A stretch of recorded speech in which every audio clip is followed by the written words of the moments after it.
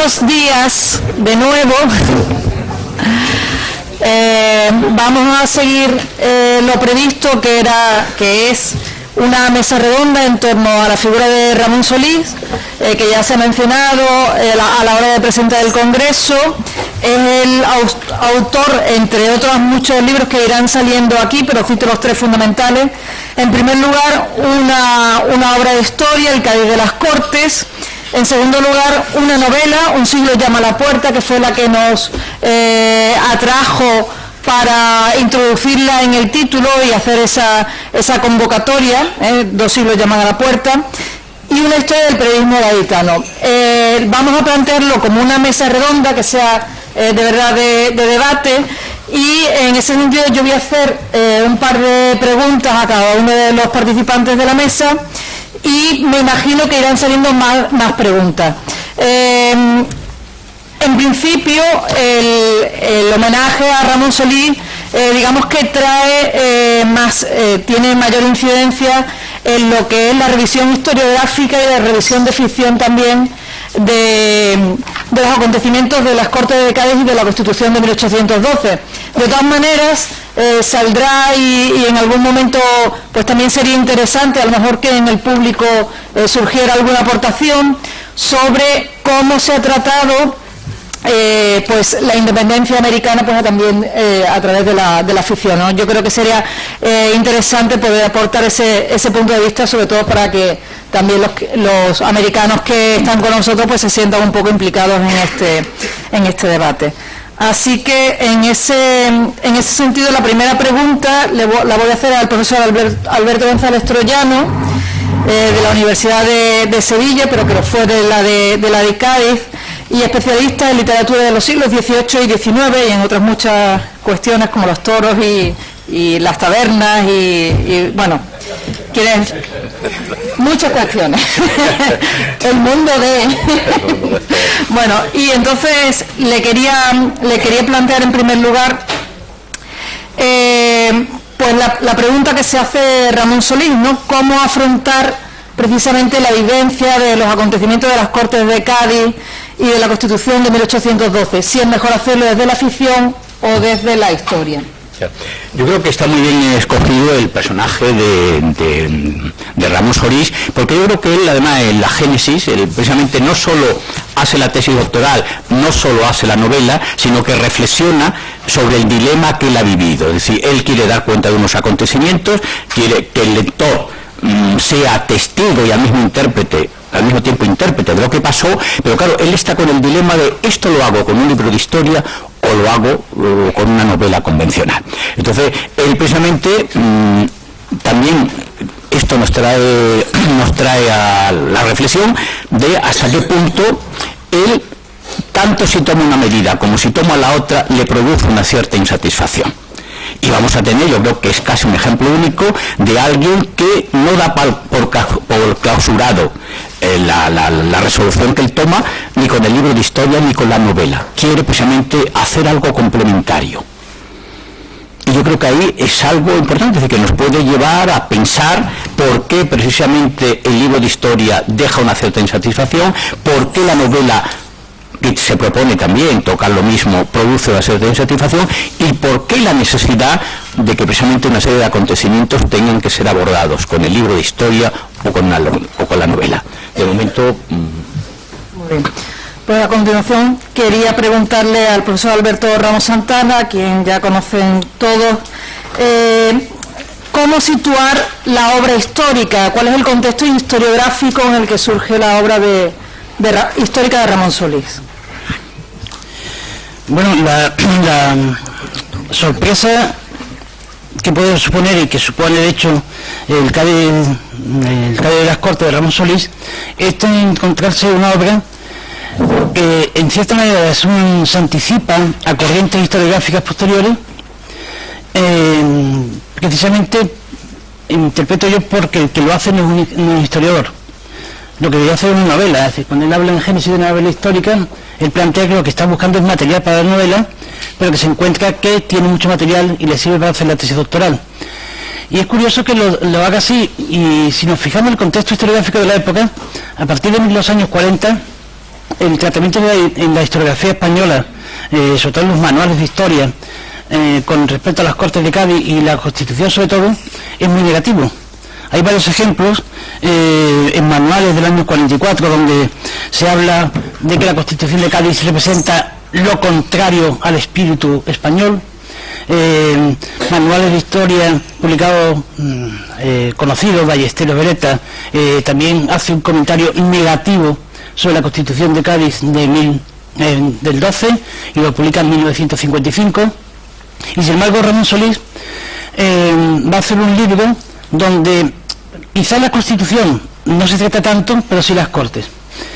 Y en un contexto también bastante negativo. No nos podemos olvidar que quien domina la cultura gaditana en este momento es José María Pemán, que José María Pemán ha escrito ya 2 obras contrarias a las Cortes. Porque aunque se llame, ¿cómo se llama la obra de teatro?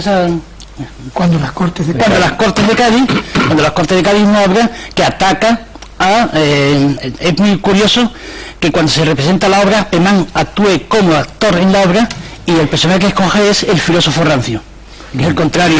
Entonces él es el filósofo rancio que ataca la Constitución, y cuando hace su historia de España contada con sencillez, las cosas que dice de las Cortes de Cádiz y de la Constitución son terroríficas.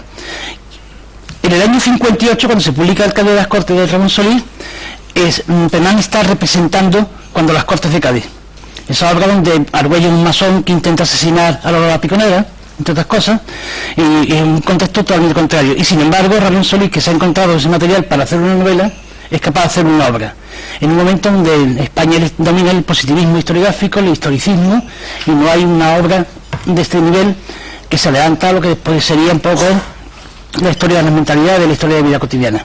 Y yo pienso que realmente el hecho de que Solís, y termino, no estuviese en la academia historiográfica es lo que le permite hacer ese libro diferente a los demás.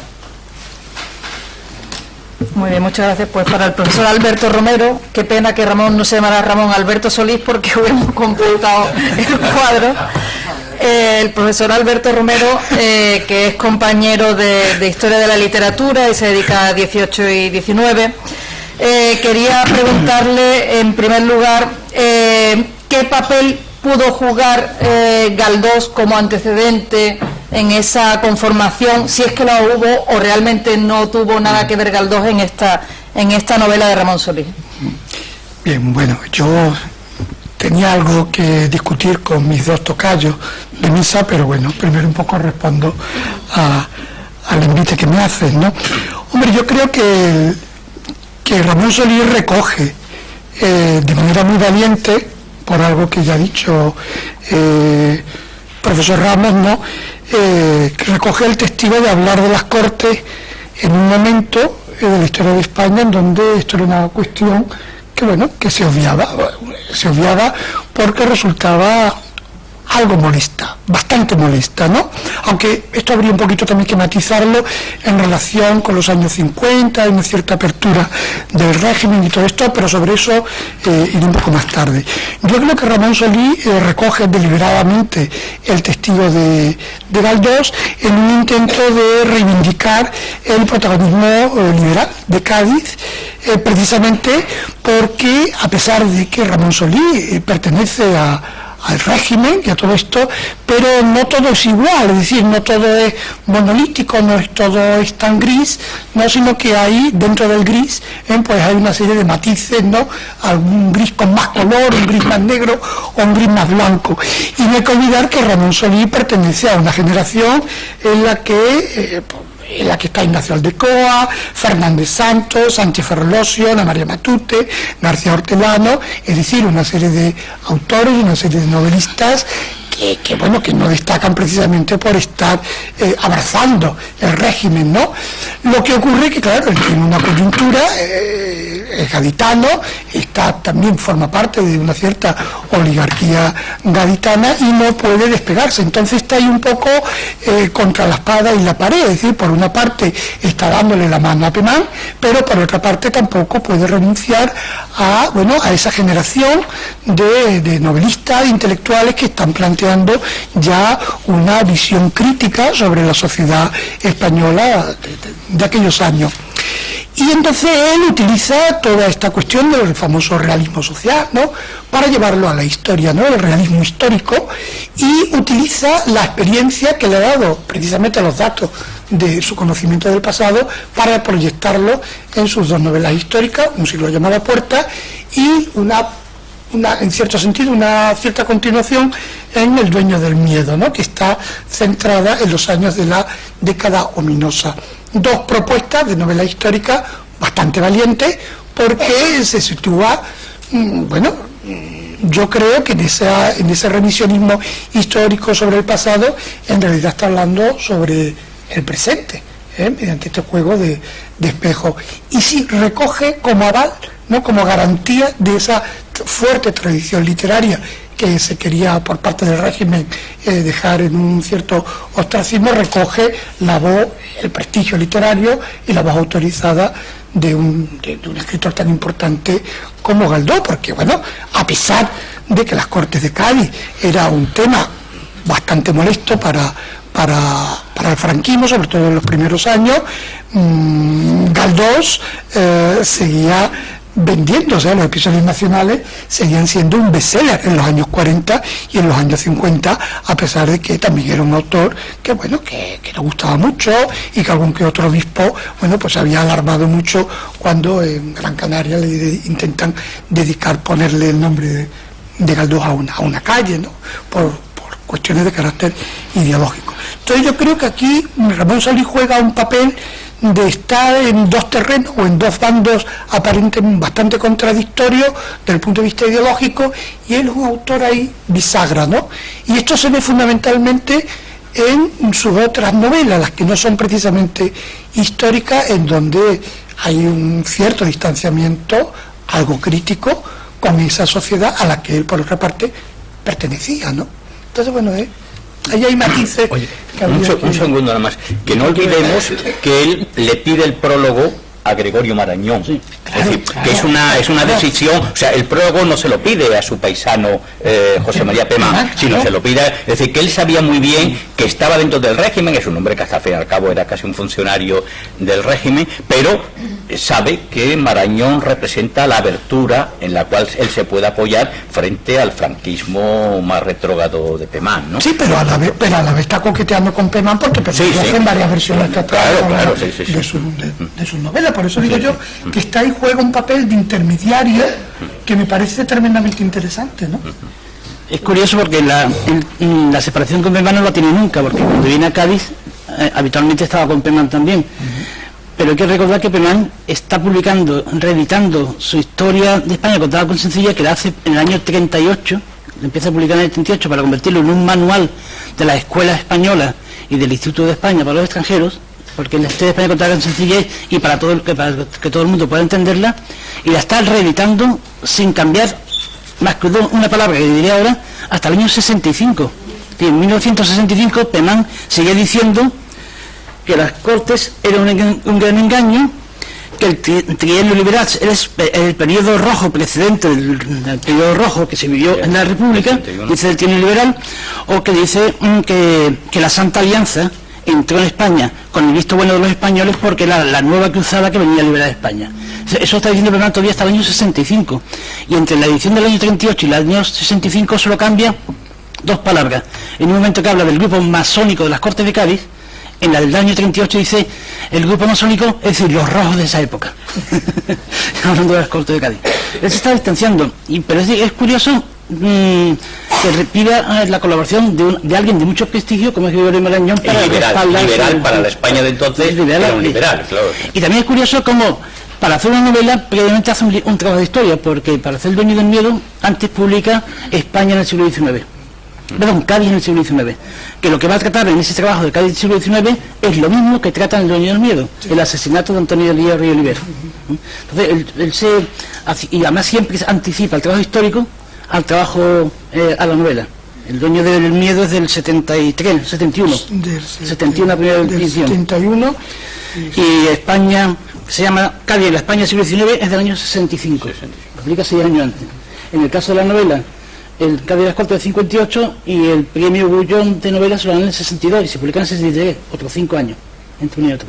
Sí, bueno, un poco, yo creo que Ramón Solís, a pesar de que pertenece a su oligarquía y todo esto, por ejemplo, cuando estalla la guerra civil, bueno, Cádiz no es un sitio en donde la guerra se note porque se ocupa inmediatamente, ¿no? Y en materia cultural, lo primero que se hace en relación con el Museo Iconográfico de las Cortes de Cádiz es cerrarlo y cambiarle el nombre como Museo de Historia del Museo, porque se presuponía, porque se decía, como tú bien has dicho, que bueno, que las Cortes de Cádiz era una cuestión de la que los gaditanos no debíamos sentirnos orgullosos, porque bueno, sí, era un periodo de la historia, pero que bueno, que era un periodo que había que relegar un poco a un segundo orden o a un tercer orden, porque los periodos importantes era la Reconquista, Alfonso X el Sabio, etcétera, etcétera, etcétera. Y yo creo que lo que se está haciendo es coger toda la visión tópica que de las Cortes realiza Menéndez Pelayo en su Historia de los heterodoxos españoles, que a su vez estaba recogiendo una parte del debate ideológico que estaba sucediendo en las Cortes, que yo creo que el ciclo político, ideológico y social que se abre en Cádiz con el tema de las Cortes no se cierra, y yo creo que no está cerrado todavía. Es decir, hay una dialéctica como si los españoles no fuéramos capaces de pasar páginas, ¿no? Y constantemente estamos cayendo dentro del propio discurso, ¿no? En un sentido u en otro, ¿no? Y eso, la literatura, es decir, que se utiliza las Cortes de Cádiz no tanto para hablar de ese periodo, sino para hablar del presente, ¿no? Y yo creo que esa es la apuesta, me parece a mí, es la apuesta que hace Ramón Solís en sus novelas, ¿no? En la parte de historia está hablando de la recuperación de la historia, pero en la novela, con el pretexto del dato histórico, de lo que está hablando en realidad, es de la España de los años 60 y de la España de principios de los 70, ¿no? Me parece a mí, La historia no la deja nunca, porque él empezó haciendo una cosa muy divulgativa sobre el templo de la Cleyo en el año 54, pero él está haciendo trabajos de historia hasta el año 73, que publica La Guerra de Independencia, una cosa divulgativa de la Guerra de Independencia, Editorial Noguer. Él continúa, va a hacer el trabajo, los diarios de Moñino, va a publicar unas cosas sobre el romanticismo español, el Cádiz romántico, antes publicaba una cosa sobre el romanticismo español, que después lo transforma en esto, y sin embargo, en ese proceso continuo de historia, su posición historiográfica, por decirlo de alguna forma, va dando un poco marcha atrás. Es mucho más avanzado historiográficamente en el Cádiz de las Cortes que cuando está haciendo, por ejemplo, el romanticismo gaditano, que ya está ahí incluso justificando y argumentando cosas que son difíciles de argumentar. Por ejemplo, cuando habla de la Revolución Francesa como algo ajeno totalmente a lo nuestro, o cuando está diciendo que la masonería en Cádiz no era ideológica, era comercial, que en Cádiz se hacían masones para que el comercio fuera más fácil con América y con otras cosas. Esos principios que al final está diciendo en el 71 o el 72, precisamente cuando está el régimen franquista decayendo, no los decía al principio. Da la impresión que se va convirtiendo en más, si no más conservador, más timorato a la hora de la expresión historiográfica a medida que pasan los años. Se va haciendo mayor. Se va haciendo mayor. Bueno, yo lo que quiero, me parece que lo que sería interesante que vosotros le dijerais o aconsejarais aquí al personal, si quieren meterse en el Cádiz de las Cortes, ¿es mejor el libro de historia o la novela? A ver, si alguien pregunta, ¿cómo entro yo? ¿Cómo cruzo el umbral y me voy a lo imaginario, que significa la novela o el libro de historia? ¿Qué es lo que me va a facilitar mejor el adentrarme en ese mundo? A ver, vosotros.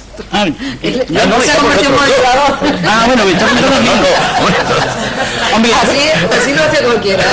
Evidentemente, si pagaran los libros de historia como pagan las novelas, yo diría un libro de historia, pero seguramente si hago una novela ganaría más dinero, con lo cual lo voy a plantear seriamente. Pero vamos, de todas formas depende. Yo lógicamente voy a defender el trabajo del historiador. Sí. Mucho más importante que el trabajo de los profesores de literatura, que tienen menos capacidad para todo. Y por eso imaginan más cosas que los historiadores, que vamos más a los datos fehacientes. Pero evidentemente depende de la novela. En este momento estoy pensando en 4 novelas sobre el Cádiz de las Cortes. Una de ellas, que no citaré, y no es ni de las famosas, es un auténtico desastre.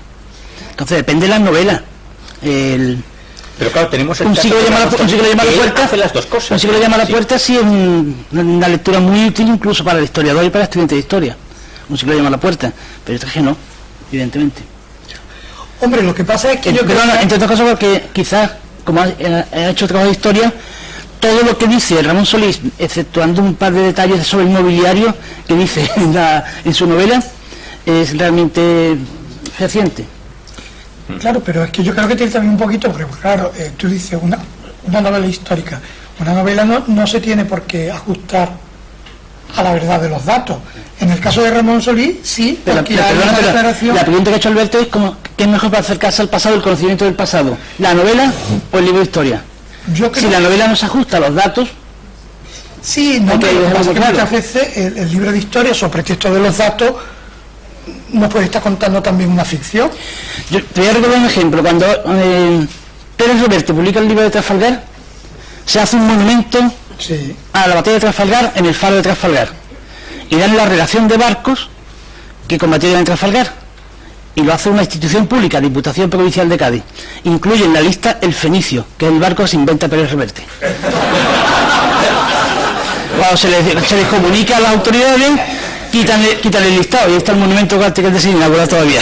Entonces, en este caso, el asesor histórico del presidente de Diputación, en vez de coger la novela el libro de Trafalgar y hacer un estudio con las publicaciones sobre Trafalgar, se lee a Pérez Reverte y saca el apéndice y el Fenicio. Ahí está. Ya, lo que pasa es que a mí me parece muy bien que utilice como pretexto la novela, porque... Por eso tú eres profesor de literatura. No, hombre, porque la literatura, la novela, el teatro, la poesía, el ensayo, más que el libro de historia, está al servicio de la creación de una memoria, de un lugar de memoria sobre el determinado, sobre los acontecimientos. Es decir, por ejemplo, si nos vamos a la guerra de Vietnam, que vaya a decir, bueno, ¿y esto qué tiene que ver? Pues muy sencillo. Está la famosa foto en donde se ve a una chica vietnamita desnuda corriendo, ¿no? Y esa foto se convierte en un lugar de memoria, es decir, a través de una fotografía, que también tiene mucho que ver con la novela, porque la fotografía no es la realidad, no es el dato de la historia, se convierte en la gran imagen de Vietnam. Y curiosamente con la historia, con la historia de España, son las novelas, la imagen de Galdós, en los episodios nacionales. Sabemos, porque además hay mucho un trabajo en relación en donde Galdós juega con los datos históricos y en algunos casos falla, porque mezcla nombres y dos personajes reales los convierte en uno, pero no deliberadamente, sino porque se equivoca. Y sin embargo eso no añade ni quita el poder de poder crear un mundo de ficción que es mucho más sugerente y puede ser incluso mucho más convincente y mucho más real para conocer el pasado que el libro del dato histórico. Hombre, lo que pasa es que en el caso de las Cortes de Cádiz el problema es la tesis doctoral de Ramón Solís. ¿Y por qué digo el problema? Pues claro, es que esa tesis doctoral está muy bien escrita. Es que el problema es que da gusto leerla, ¿no? Entonces, claro, es un texto cuyo estilo literario se nota, o sea, no es el libro, perdón de la expresión, no es el libro coñazo que te da los dos datos y te pone a hacer vectores y círculos con color y cosas así, que no sirven para nada, sino que es un libro que está escrito desde la perspectiva de un novelista, ¿no? Entonces yo creo que para escribir la novela histórica se inventa no la tesis, sino ese rigor que tiene todos estos escritores del realismo social, ¿no? Entonces él se inventa este realismo histórico, que no es la pauta que sigue, que no es la pauta que ha seguido antes, ni muchísimo menos Galdós, ni es la pauta que después van a seguir, por ejemplo, Pérez Reverte, ni muchísimo menos. Vamos. Yo quería hacer una pregunta al contrario. Para Alberto, que además está como historiador en minoría y en esta mesa. No soy nada para mí. El hecho de que Ramón Solís fuera o escribiera al mismo tiempo historia y novela ha supuesto que la valoración de su obra histórica se haya visto ensombrecida por los propios historiadores, es decir, lo han considerado peor por haber hecho también ficción y por no ser historiador? Yo creo que la valoración como historiador de Ramón Solís se queda en el Cádiz de las Cortes, porque el resto de los trabajos como historiador de Ramón Solís no tiene ese nivel. El único que salvaría es precisamente ese Cádiz en la historia de España del 19, ese trabajo que le da lugar a la otra novela histórica, al Dueño del Miedo, porque por ejemplo un trabajo, lo dice con toda claridad, a la que se le sigue dando todavía cierto renombre, incluso se ha reeditado, la historia del periodismo gaditano 1800 y 1850, es realmente endeble, es bastante endeble, porque no hay realmente Ramón Solís lo que está contando ahí es algo que ya ha contado previamente. Ramón Solís utiliza el diario mercantil, lo utiliza para el Cádiz de las Cortes, lo utiliza para el Cádiz en España del siglo XIX, y lo que está haciendo en la historia del periodismo gaditano es contar el diario mercantil otra vez, y al final hace un apéndice, por decirlo de alguna forma, un capítulo final donde habla de la prensa entre 1820 y 1850, porque el concurso literario de investigación al que se había presentado era prensa gaditana entre 1800 y 1850. Entonces, el asunto está en que los demás trabajos historiográficos de Ramón Solís no tienen el nivel para que lo mantengamos como historiador. Nos quedamos con el Cádiz de las Cortes.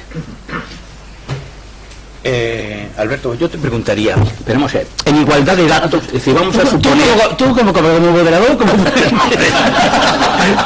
Hombre, si es que tenemos que discutir, bueno, vamos a ver. Entonces, en igualdad de datos, es decir, tú tienes aquí los datos que vas a meter en el libro de historia, y luego tienes esos mismos datos, y con ese rigor, o sea, no los vas a falsear, los vas a meter en una novela. ¿Qué significa la novela histórica como aportación frente al libro de historia? ¿Lo magnifica, disminuye, pierde? Es decir, ¿qué representa una novela histórica cuando la novela histórica realmente es respetuosa con los hechos? Es decir, ¿qué es la novela? Que yo creo que es... Yo como historiador prefiero la novela en general, sin que sea histórica. Porque como historiador la novela del 19 me sirve como fuente para el conocimiento histórico. En algunos casos la demostración está en que Galdós lo seguimos utilizando o lo utilizan algunos historiadores como una fuente, en algunos casos con equivocación, porque Galdós también se equivoca en algunas informaciones, y la novela a mí lo que me hace es reflejar el pensamiento de una época. Entonces la novela histórica muchas veces me interesa menos. Ahora, ¿qué me ha entretenido leer? ¿El Cádiz de las Cortes o Un siglo llama a la puerta? En el Cádiz de las Cortes no hay escenas eróticas que en Un siglo llama a la puerta. Pues me ha entretenido leer Un siglo llama a la puerta, no son escenas eróticas.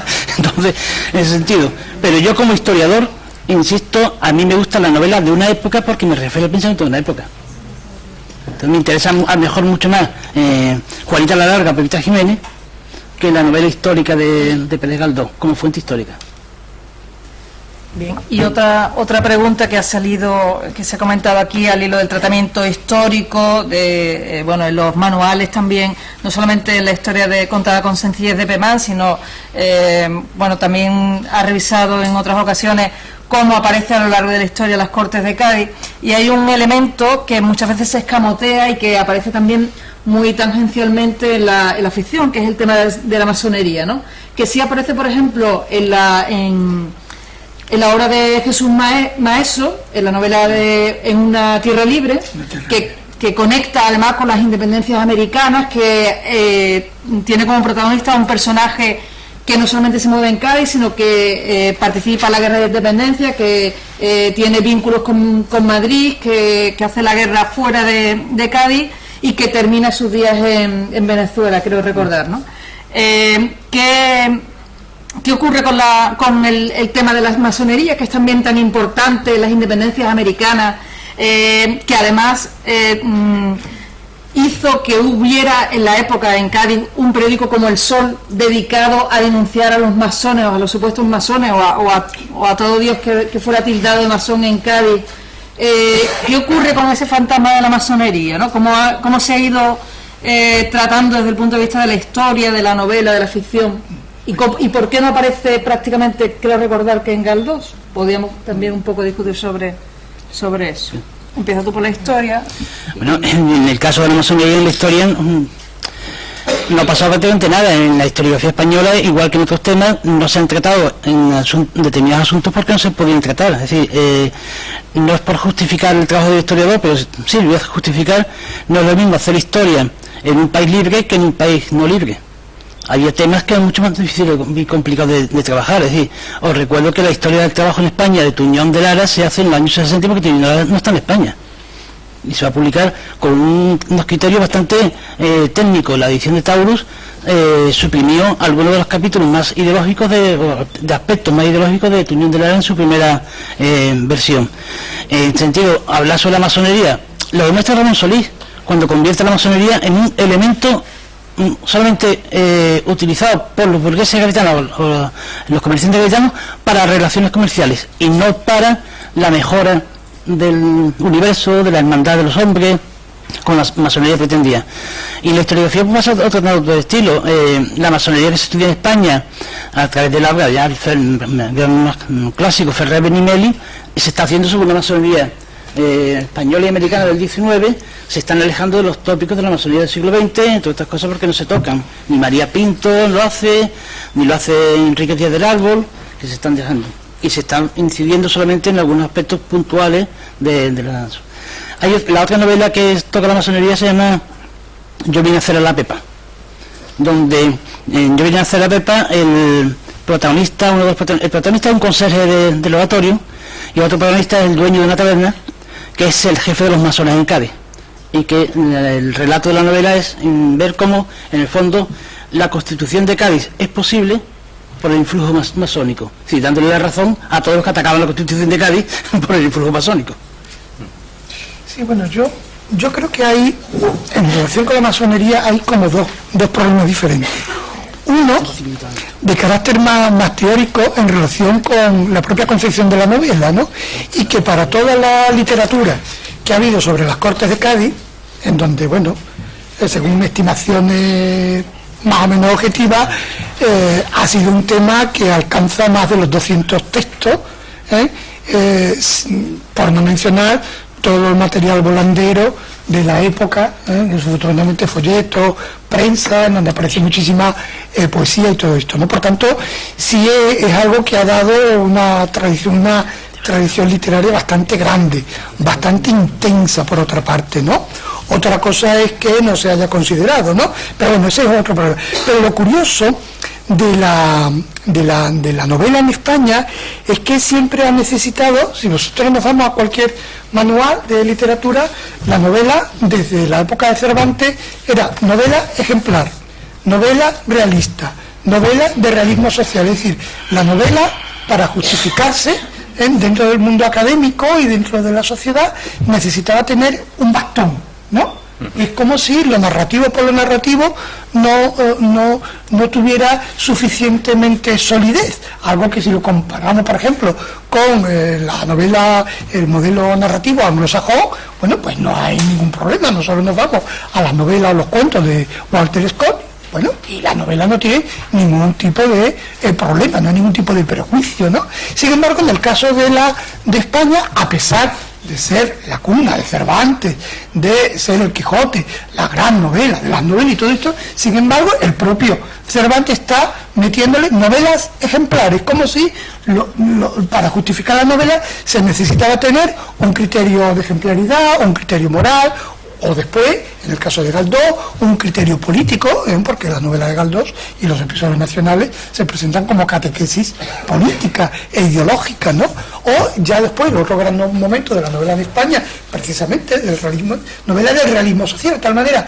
que todas las novelas que no fueran ejemplares o no fueran de catequesis política o no fueran de realismo social, inmediatamente se apartaba, ¿no? Entonces esto, si lo aplicamos precisamente a las novelas y a toda la literatura, ¿no? Al teatro también, sobre las Cortes de Cádiz, la novela ha servido siempre, no tanto para contar la visión que el autor tiene del periodo histórico o su percepción del presente a través del espejo lejano de la historia, lo que le da una mayor libertad técnica, por otra parte, sino que la novela ha servido para hablar de las cosas que aún estaban pendientes y que ni el libro de historia ni la tradición literaria anterior había abordado. por problemas de censura, por problemas de moda, etcétera. Entonces, por ejemplo, si nosotros nos vamos a las novelas de los años 70, 80 sobre la guerra de la independencia de las Cortes, una novela como Cabrera, ¿no?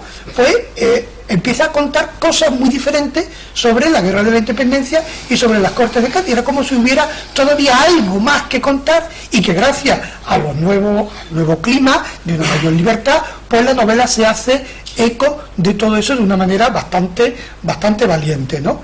Entonces, la incorporación de la masonería, por ejemplo, era, como tú bien has dicho, ¿no?, era algo sobre lo que no se podía hablar por razones de censura política y religiosa, ¿no? Sin embargo, en las últimas novelas, y por poner los dos ejemplos más conocidos, ¿no?, en Una tierra libre de Jesús Maeso o en El asedio de Pérez Reverte, se abordan estas cuestiones con mucha mayor libertad, pero en estos dos casos y en todas las novelas, en las últimas novelas, o sea, lo que sería la aluvión, el boom en torno a 1808, 2008, 2010, 2012, no es tanto por un problema de que no hay censura o hay menos censura, que también, sino fundamentalmente porque hablar de la masonería es introducir un elemento de misterio, un elemento de intriga. Es decir, mencionar nada más que la masonería ya otorga al texto unas ciertas claves para empezar a funcionar, ¿no?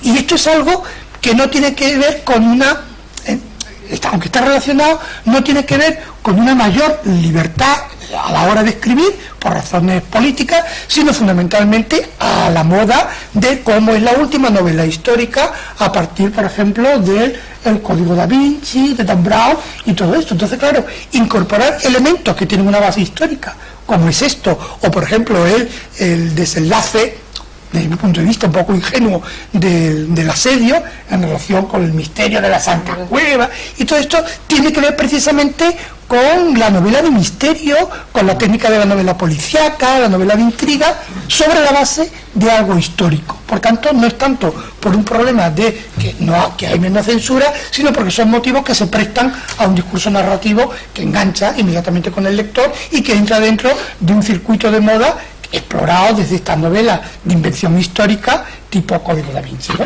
A mí yo creo que ahí hay una curiosa mezcla bastante interesante. Claro, el problema que pasa con esto, que los que vivimos aquí, los que vivimos prácticamente dentro de la Santa Cueva o al lado, pues claro, nos resulta todo un poco ingenuo, porque vemos, claro, el señor que vive allende los Pirineos, pues le parecerá fantástico, pero a los que estamos aquí, mira, este hombre está confundiendo la churra con la merina, ¿no?, que es lo que suele. Porque claro, nosotros no tenemos el alejamiento del lector, porque nuestra proximidad histórica nos delata, ¿no? Pero bueno, sí. Yo voy a preguntar, por retomar algunos temas y abundando en lo que ha contado Alberto Romero, ¿cómo funciona efectivamente de forma diferente las Cortes de Cádiz y la Constitución del 12 en la novela de Galdós y en estas últimas, ¿no? Digamos que en estas últimas funciona casi más como, no son novelas históricas, la historia es un marco decorativo o es una excusa, digamos, para tejer una intriga, ¿no? Y lo que quería preguntar, aparte de eso, Alberto González Troyano, es si no, por lo menos a los que nos gusta Galdós en otras dimensiones, ¿por qué nos defrauda el episodio de Cádiz, ¿no? Y por qué esa intencionalidad de Galdós de convertir las Cortes en un espectáculo, en un juego teatral, ¿no? ¿Por qué esa visión tan satírica o tan, no sé cómo decirlo, quizás tan degradada de la labor de los diputados en las Cortes, ¿no? Sí, yo quería también retomar lo que decía Alberto. Hay 200 títulos que han venido por decirlo así, a enfocar el asunto de las Cortes. Claro, sí, que nos llevaría también a plantearnos por qué hay unos acontecimientos históricos que reclaman literatura y otros no. Es decir, tú tienes ahí ya en tu libro 200 títulos que vienen a apoyar el que ha habido una curiosidad latente por las Cortes de Cádiz. Entonces, ¿por qué ese acontecimiento reclama a los literatos por decirlo así, su oficio. Claro, es algo curioso de por qué hay acontecimientos, que tú también lo has dicho, que quedan cerrados de forma que la literatura parece que no se atreve, no le interesa, y sin embargo hay acontecimientos históricos que quedan abiertos. Y por tanto, tú vas con la novela porque con esa novela tú quieres ir cerrando cosas, quieres responder a enigmas y a misterios que están ahí. Es decir, la propia explotación de la masonería es porque ahí quedaba algo que estaba ahí en el aire. Entonces, claro, la novela te permite, a través, no de la imaginación, pero a través de la verosimilitud, darle a la veracidad una especie de continuación. Entonces, yo me invento lo que creo a lo mejor posible, y al darle un carácter narrativo, yo, entre las cosas que han quedado interrumpidas, porque el discurso histórico, uno de los problemas que tiene, es su propia interrupción. Es decir, llega un momento en que no se sabe cómo se va a poder conectar un episodio con otro, la mañana con el día, o la ruina con la riqueza. Claro, entonces el novelista se siente incitado porque tiene la posibilidad o el potencial de ese discurso que ha quedado roto, o que el historiador no puede conectar, él sí puede con su imaginación o con su capacidad narrativa. Claro, entonces a mí lo que me parece muy importante de las Cortes de Cádiz es esa continua, por decirlo así, ese bombardeo a través de lo imaginario, porque precisamente el acontecimiento histórico está abierto. Es decir, incluso nosotros estamos aquí porque este episodio de las Cortes de Cádiz quedó ahí, latente. Y nosotros estamos intentando darle una respuesta 100 o 200 años después a lo que ahí quedó como un mero potencial que está todavía por acabar. Si no, no estaríamos aquí, y si no, no hubiera habido 200 literatos que se han querido enfrentar. Si el libro de historia hubiera ya cerrado las Cortes de Cádiz, los novelistas no estarían escribiendo. Claro, Alberto, pero es que yo creo que el poder de la literatura, y esto voy a poner ahora un ejemplo, que se van a reír ustedes mucho, pero bueno, la novela, el libro de historia está hablando sobre la historia y sobre el pasado, y el problema de la literatura es que a pesar del fondo histórico, a pesar de todo esto, en realidad de lo que está hablando son de los problemas del presente, o sea, del momento en el que el autor está escribiendo. Esto en la novela se ve, pero donde se ve de una manera muchísimo más evidente es en el teatro. Cuando, por ejemplo, se estrena El sueño de la razón de Buero Vallejo, que es una recreación de la década ominosa, ¿no?, esa continuación antiliberal de la Constitución de Cádiz, y el protagonista Goya. Ahí no se está hablando de Goya ni se está hablando de la década ominosa, ahí se está hablando Buero Vallejo, que estuvo en la cárcel, su padre era republicano, y la década ominosa ahí es un alejamiento histórico de los años 40 y de los años 50 en España. Entonces, sobre el pretexto del teatro histórico, en realidad de lo que está hablando son de la autobiografía del autor. O, por ejemplo, ¿por qué es tan importante el estreno en España, de la mano de un amigo y maestro, ¿no?, de Ricard Salvat, de Noche de Guerra en el Museo del Prado? Porque se está hablando precisamente del presente, ¿no? O, por ejemplo, otro ejemplo, si más o menos esto, ¿por qué resulta tan interesante la versión cinematográfica que hace Marisol, Pepa Flores, transformada después en los primeros años de la democracia en Pepa Flores, cuando encarna el personaje de Mariana Pineda para televisión? Pues es importante porque, primero, ha sido un símbolo un icono popular del franquismo, que de pronto, para renunciar a todo ello, abraza la causa, se afilia al Partido Comunista, se casa con Antonio Gades, que también había sido otro icono del último franquismo, que también había abrazado el Partido Comunista, interpreta en televisión el personaje de Mariana Pineda, y además, por esos mismos años, sale desnuda en la portada de Interview. Es decir, es el derrumbe precisamente de todo el discurso anterior, ¿no? Entonces, porque el utilizar el acontecimiento histórico, en este caso, es un pretexto para denunciar una situación histórica que tiene que ver con el presente, y eso el libro de historia no lo tiene, porque está mucho más limitado. Eso, perdona, pero no te lo voy a consentir. Sí, los libros de historia también denuncian situaciones.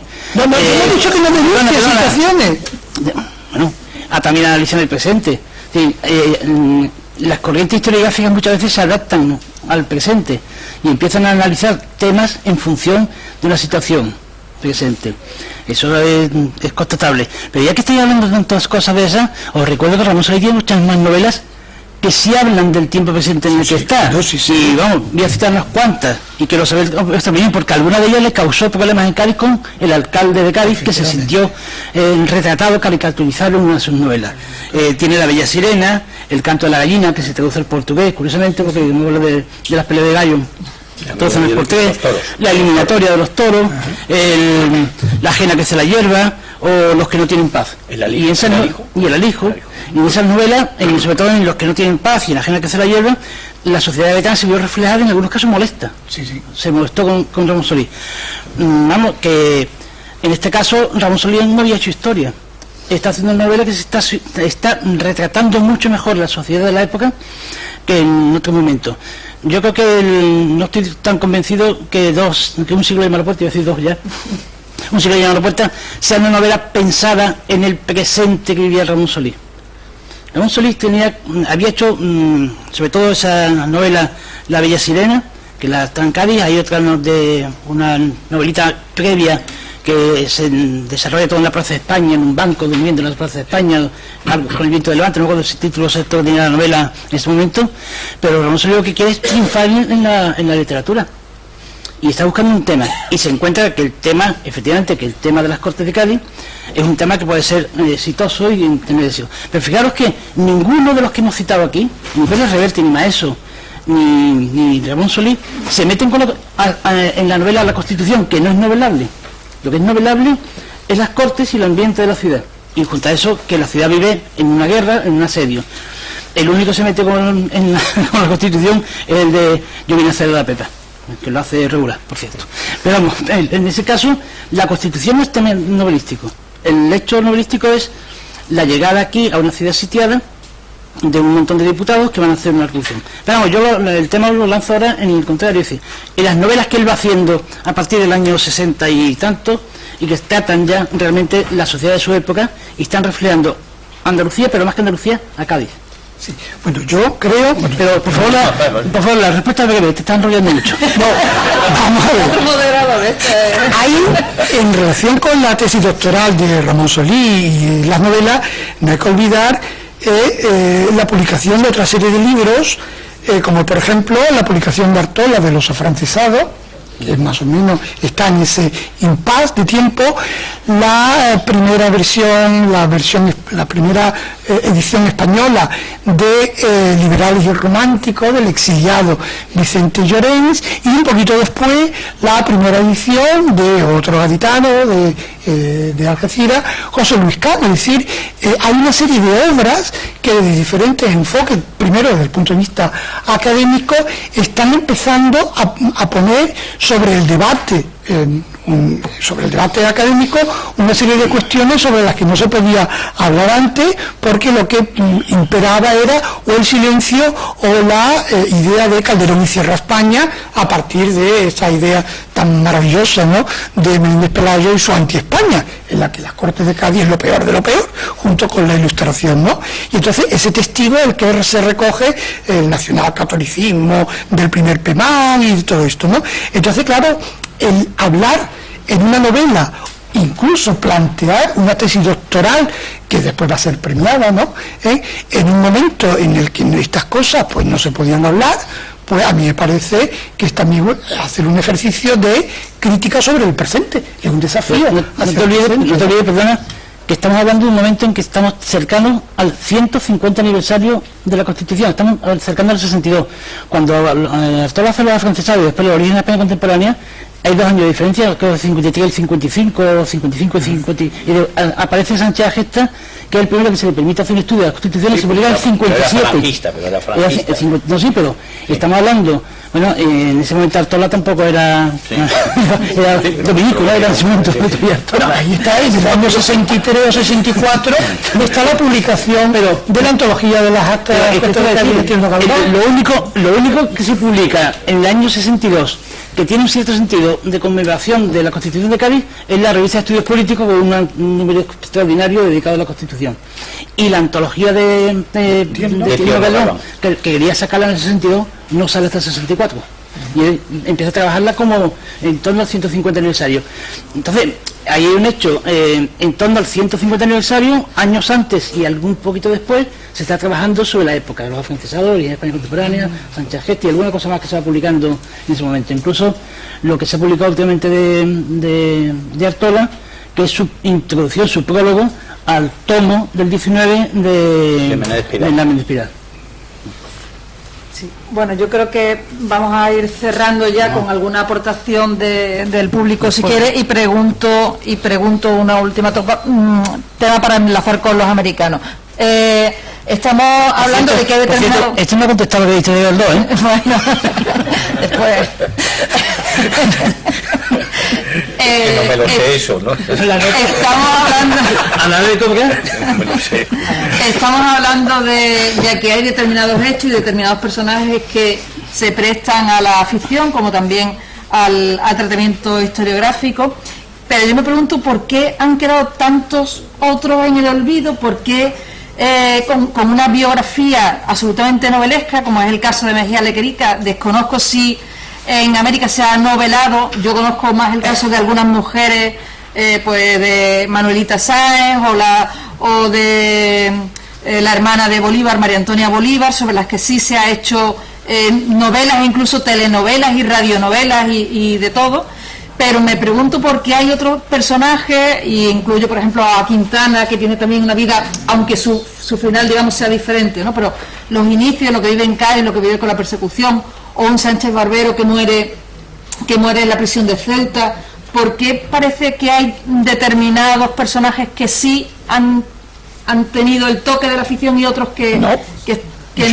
Es decir, yo creo que incluso podría ser mucho más interesante. Bueno, yo creo que no es que no hayan tenido el toque de la ficción, es que están esperando tener el toque de la ficción. Es decir, son esas cuestiones pendientes que la novela, o el teatro, fundamentalmente la novela, ¿no?, tocará, ¿no?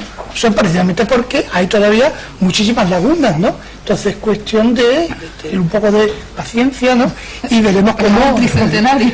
Bueno, el tricentenario... Hombre, claro, es que este tipo de cosas influyen muchísimo porque las editoriales lo tienen bastante claro, ¿no?, a la hora de promocionar determinados libros en detrimento de otros, ¿no?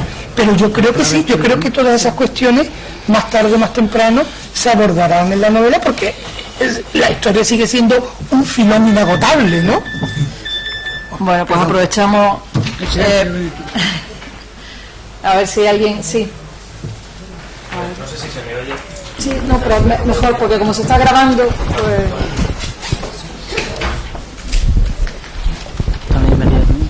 Javier, María y Ignacio. Bueno, yo quería plantear a la mesa una cuestión, y es una reflexión sobre la figura de Arturo Pérez Reverte, ¿no? Aquí ha salido la contraposición o la complementariedad de literatura e historia, y en este caso tendremos que reconocer que las novelas han tenido muchísima más difusión y muchísima más influencia en la percepción pública del bicentenario de la Guerra de la Independencia y de las Cortes de Cádiz que el trabajo que hayamos podido hacer los historiadores, ¿no? Eso está claro. Pero también es que en este caso hay una relación directa con la política de la memoria, con la política de la historia, con cómo hay que conmemorar, qué hay que conmemorar y qué se celebra y cómo, ¿no? Y el propio Pérez Reverte, en alguna intervención pública, se ha contrapuesto él mismo con los historiadores, ¿no? Y ha dicho, los historiadores le dan demasiadas vueltas a las cosas, ¿no? Son gente complicada y que hace cosas ilegibles y tal. Yo aquí vengo a decir la verdad, ¿no? Lo que de verdad ocurrió.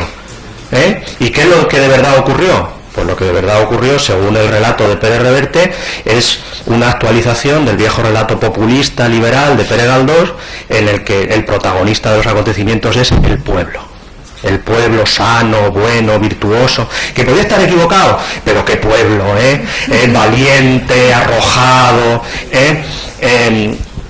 frente a las élites son corruptas. Bueno, esto sale también, como saben, en el Capitán a la Triste y todo eso, ¿no? Las élites siempre son corruptas, cobardes, pero el alma de la nación está en el pueblo, ¿no? Esto está clarísimo. Hasta el punto de que Pérez Reverte fue el encargado por Esperanza Aguirre en la Comunidad de Madrid de comisariar una gran exposición que fue... No, la hizo. Claro, sí, la hizo, se encargó y la hizo, y en aquella gran exposición, que no sé si vieron en su momento, bueno, pues uno iba recorriendo el Madrid del 2 de mayo y apretando todo tipo de botoncitos y viendo imágenes y tal, y viendo reconstrucciones con maniquíes y cosas por el estilo, y al acabar la exposición a uno le fusilaban. Porque uno entraba por una especie de túnel donde tenías la reproducción de los fusilamientos del 3 de mayo de Goya, y a la derecha tenías a los franceses con el arcabuz o lo que fuera, y a la izquierda tenías a los patriotas, que además hablaban y decían ¡Viva España! Bueno, y entonces uno pasaba por aquel túnel y era fusilado y naturalmente nacionalizado en el acto, y salía de aquella exposición supuestamente consciente de su españolidad, ¿no? Bueno, entonces yo creo que esto ha tenido mucha más influencia en este caso en el 2 de mayo de Madrid que en las Cortes de Cádiz, ¿no? Por supuesto, aunque algún intento hubo, ¿no?, por parte de Pérez Reverte de intervenir también en el centenario de las Cortes, pero esto me sirve para hacer la reflexión sobre el trabajo de los novelistas, de los literatos, y el trabajo de los historiadores a la hora de conmemorar y de recordar y de interpretar el pasado, ¿no? Yo creo que la parte final del fusilamiento estaba muy bien pensado, porque así te quitaba las ganas de hablar de la exposición.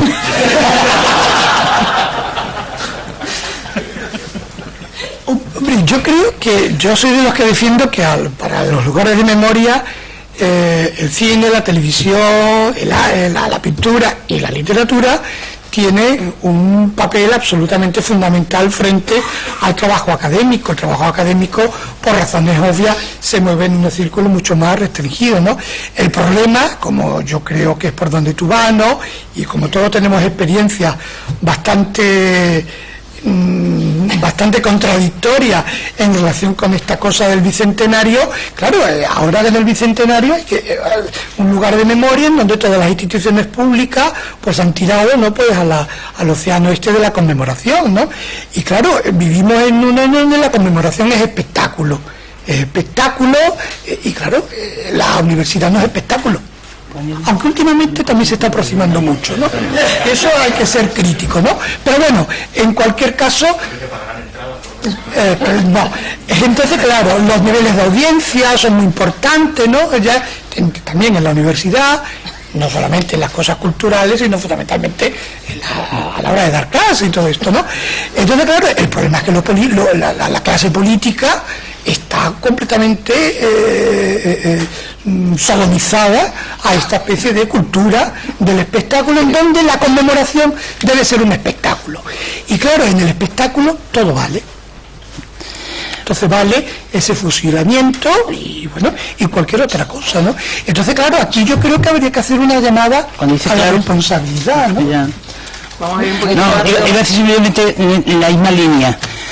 Tened en cuenta que el traje típico gaditano es el de piconera. Invento. Es falso, absolutamente. Nunca ha sido el traje típico gaditano. Y luego la piconera nunca existió. Y en el imaginario gaditano está la piconera como un personaje que vivió en la guerra de independencia, estuvo en Cádiz y que bueno, tuvo sus amoríos y todas esas cosas. Y todavía, bueno, pues hay imágenes y se hace el desfile de las piconeras y se lo inventó todo Ramón Solís Perán. Sí, María tenía una pregunta. No sé, ¿me hace falta? Sí, para grabar.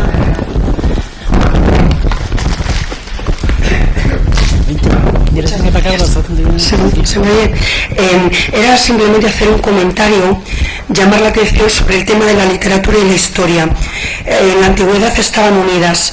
Costó muchísimo a la historia, para creerse ciencia, separarse de la literatura. Isabel Bourdieu ha llamado la atención sobre estos temas, en esa unión que vuelve, ¿no?, que hay el acercamiento que hay en los últimos años. Bueno, pero en el momento en que escribe Solís está totalmente separado, historiográficamente no se considera ciencia, si mete elementos de novela, de literatura, etcétera, y me llama la atención esta especie de esquizofrenia del mismo autor, que se tenga que dividir para hablar de una cuestión u otra en o soy historiador o soy novelista, que emplee un determinado código para hablar de los tabúes sociales, el erotismo, la masonería, etcétera, y en cambio todo lo que es el registro histórico lo remita eso al plano de la historia.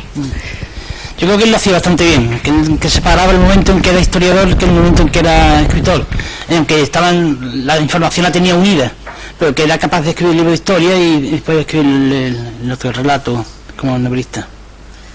Sí, pues tenía la palabra Ignacio.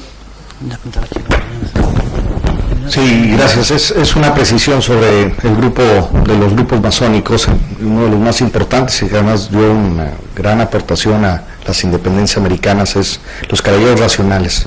Y estos caballeros racionales, inclusive dentro de su juramento, dicho sea de paso, la nómina era totalmente católica, eran sacerdotes, y también algunos miembros que después participaron en esta misma logia. Hasta hoy en día el juramento para ser presidente en México es de esta logia de los caballeros racionales en Cádiz, y era la misma que es el juramento dentro de la Constitución.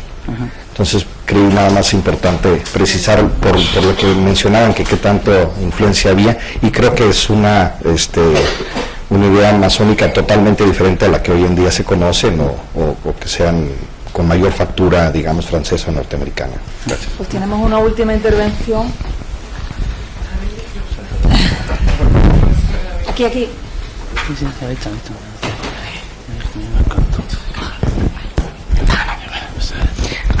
Yo quería hacer un comentario simplemente de que con respecto al libro de Un siglo llama a la puerta, tengo que decir que es uno de mis libros favoritos de hace ya muchos años, me lo leí hace muchos años, y obviamente con respecto al Cádiz de las Cortes es mucho más novelístico que histórico.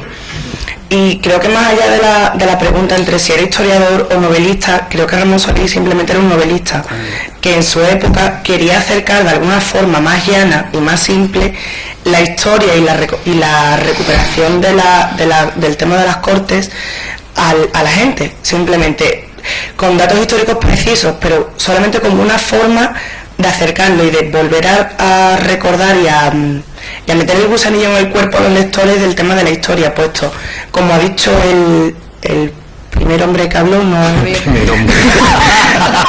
Está muy bien. Soy el primer hombre. Tiene mucha más difusión una novela que un libro de historia puro y llano, ¿no? Para mí, por ejemplo, me resultaría mucho más aburrido leer simplemente historia, me resultaría mucho más pesado que una novela, mientras que a través de una novela sí puedo descubrir una parte de la historia, ¿no? Sí. Sí puedo describir una parte de la historia mejor que yo no conociera, y ya luego, aparte, informarme yo por mi cuenta de ese periodo histórico ya de manera más rigurosa. Entonces creo que no habría que confundir una cosa con otra, simplemente los novelistas.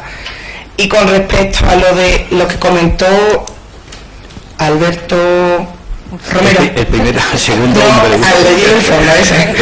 Hasta un día, Alberto. De que en España siempre se han catalogado las novelas de una forma o realista o ejemplares, etcétera, mientras que en Inglaterra o en otros países del mundo no era así, hasta que, por ejemplo, Ramón Solís sí unió las dos. Creo que eso simplemente se basa en cuestiones políticas, porque no era la misma situación política que había en España durante toda nuestra vida, al fin y al cabo, hasta la democracia. Siempre ha habido periodos de libertad u opresión, mientras que en otros países no lo han tenido. Entonces no se tenían que preocupar de eso, de catalogar sus novelas de una forma u otra, ni se tenían que preocupar de censura en la mayoría de los casos. Entonces no es que en España hubiera menos o peores, sino simplemente es que era lo que había. Entonces no hay que tomárselo tampoco de representar el presente hablando del pasado ni nada. Creo que simplemente querían contar su historia. Muy bien. Pues una intervención final de cada uno y de los de la mesa. Bueno, el primer hombre. Es decir, que no olvidemos que el libro de historia frente a la novela fue el primer paso hacia la novela. Es decir, existe el libro de historia porque ha habido una narrativa que ha cogido los datos, los ha envuelto y les ha dado, por decirlo así, una conexión y lo ha convertido en un relato. Es decir, el novelista lo que hace es extremar, el novelista, me refiero de novela histórica, lo que hace es extremar lo que ya fue un paso inicial dado por el historiador. Si el historiador no hubiera, por decirlo así, narrado esos acontecimientos serían anales, como se hizo primitivamente, donde moría un rey, al día siguiente venía otro, se dio una batalla, un señor se dio cuenta que eso, para que tuviera vida, había que narrarlo. Había todo lo que estaba fragmentado, todo lo que estaba interrumpido, había que darle una ligazón. Y así empieza la historia, narrando, haciendo novela. Luego, los señores estos de lo que están hablando aquí, lo que han hecho es extremar esa postura. Pero no hay libro de historia si no hay novela previamente. No, al revés. No hay novela si no hay libro. Bueno, eso está. Bueno, yo simplemente, un poquito subrayar, ¿no?, lo que ha dicho el primer hombre, ¿no? Y en el caso de Ramón Solís, reivindicar que su forma de hacer historia es una manera muy novelable, que tiene que ver, yo reivindico que tiene que ver con estar hablando de la España de los años 40 y de los años 50, en donde hablar sobre las Cortes de Cádiz, bien en un libro de historia, en una tesis doctoral o en una novela, era un ejercicio de intentar reivindicar una memoria histórica que estaba completamente relegada ahí en el baúl en el desván de la historia, y que me parece que en su momento, y todavía seguimos hablando de él, sigue siendo un clásico, y yo creo que eso es por algo, ¿no? Entonces, reivindicar a Ramón Solís, y ya finalmente hablar de mi último libro, que es una nueva edición del Dueño del Miedo, la continuación, en cierto sentido, de Un siglo llama a la puerta. Se puede comprar a la salida. No, todavía no, pero en breve. Bien, yo, un anuncio que se olvida Alberto Romero decir, que es que los derechos de autor de ese libro van a contribuir en los gastos de este congreso. Bien, de Ramón Solís, yo tengo una teoría muy clara. Yo creo que Ramón Solís quería hacer una novela y se encuentra con una documentación y dice, de paso me voy a hacer doctor en ciencias políticas. Y así hizo doctor en ciencias políticas y hace el CADE de las Cortes. Pero ya se ha dicho anteriormente, aunque nuestro amigo Pérez Reverte diga lo que diga, los novelistas no podían escribir novelas si no están los historiadores dando los datos. Entonces, por mucho que diga Pérez Reverte que él cuenta la verdad, si no hay un trabajo previo de los historiadores, ni Pérez Reverte ni Maeso hubiesen hecho la novela. Quizá la excepción es Solís, que busca la documentación, no solo él, con su hermano Carlos Solís, que era el que le aportaba muchas veces la documentación. Y en este sentido la literatura tiene ventaja, es más fácil, se entiende mejor, es más amena, incluso lo que hacéis, incluso en la enseñanza. Os recuerdo que la literatura se está enseñando en las escuelas españolas siempre, y la historia de España se convirtió en asignatura en el año 1901. Hasta ese momento no se enseñaba historia en los colegios de España. Entonces, la literatura tiene una ventaja siempre sobre la... ¿Se entiende? Es que la historia es la única ciencia, la verdad son instrumentos de la investigación histórica. Bueno, vamos a terminar. Muchas gracias a todos y vamos camino del ayuntamiento. Bueno, muchas gracias.